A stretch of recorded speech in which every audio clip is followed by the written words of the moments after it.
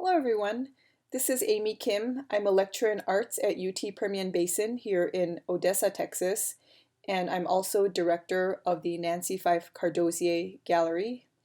I have an MFA in photography from Texas Tech University, and I also teach digital photography.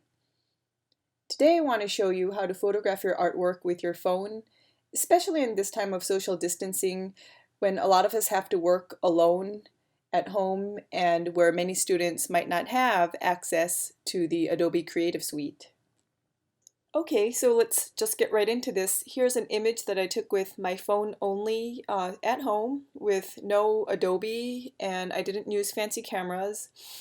Now, if you have the photo skills, for instance, if you took a photo course, by all means use your photo skills. But if your phone is all you have right now and you don't have access to the studio in your school, then you can still make pretty professional images of your artwork with these tips.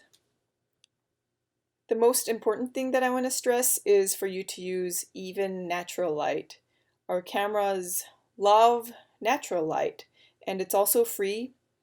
And you want a bright but even light source from a window or a door, like this image. You might even want to take a day to observe what the natural light is around your home, when is it the brightest, and what time of day it is, and plan around that time. You could also use daylight balance fluorescent lights or LEDs. Those do work pretty well too.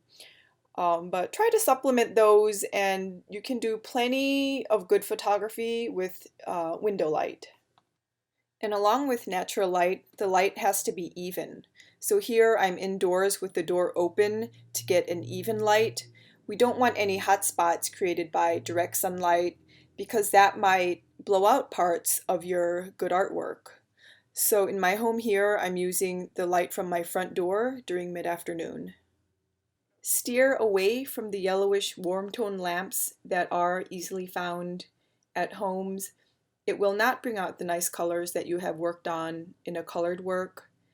For instance, here the image on the left is using a very warm tone lamp, and the image on the right is using natural light, and I think you'll be able to tell the difference.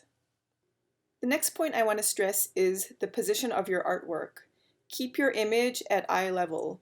If you are short like me, you can use a stepping stool, like in this image, to get even with the height of your artwork, or you can hang it at a level that suits your height. Related to the position of your artwork, the position of your camera is also very important. Be sure to keep the plane of your phone parallel to the plane of the artwork, like the image on the left. If your phone is too much at an angle, like the image on the right, it's going to start creating distortion and your artwork will not appear very natural. For 3D works that are pedestal pieces, prepare your surface so there are no distractions. Here I covered a patio table with a canvas cloth. Try to find a neutral background as well. I also moved unnecessary clutter out of the frame and set it outside the photo frame.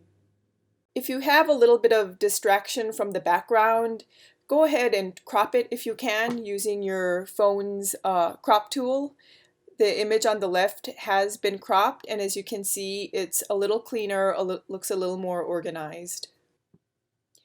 If your 3D piece looks different from different angles, be sure to rotate the work or move around the work and get all the shots. And again, be sure that your artwork is positioned at an appropriate eye level as you do this. Plan on several hours to photograph your artwork. This includes finding the right location and clearing the clutter. Steer away from placing your artwork with your household goods. This will distract from your artwork. Remember that you are trying to put your artwork in the best light.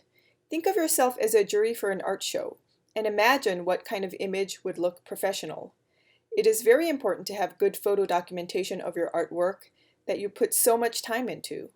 And especially now where student shows are moving online, it's important to represent your good work with good digital images. With these tips, your work will stand out. Good luck!